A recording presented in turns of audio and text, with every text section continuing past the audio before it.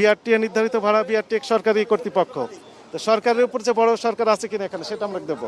আপনি কত কোনো টাকা থাকে না স্যার। এনাকে ধরে নেন তো, উনি ধরেন, এনারাই দালাল। আচ্ছা আচ্ছা, সমিতির লাইসেন্স আছে না, ওটাও আমরা বাতিলের জন্য রাখবো। সমিতি তো থাকবে না। 188 টাকা বিআরটিএ কর্তৃক নির্ধারিত ভাড়া, কিন্তু প্রত্যেক প্যাসেঞ্জারের কাছ থেকে 250 টাকা করে নেওয়া হচ্ছে। এখন বলে যে আসার সময় ফাঁকা আসে, এবং মালিক সমিতি নাকি বলেছে।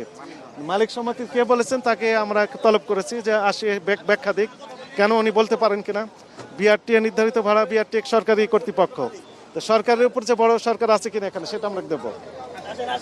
আপনাকে আপনার পরিচয় দেন। আপনার পরিচয় দেন। আমি সেলফির একটা মালিক স্যার।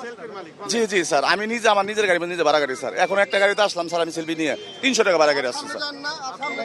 আমি নিজে ভাড়া গাড়ি স্যার। জি, 300 টাকা আসছে স্যার। যদি রং 300 টাকা ভাড়া আসছে গাড়ির থেকে, খালি গাড়ি নিয়ে স্যার, কোনো যাত্রী নয় বাস থেকে স্যার। স্যার রোজা থেকে মিথ্যা কথা বলবো না স্যার।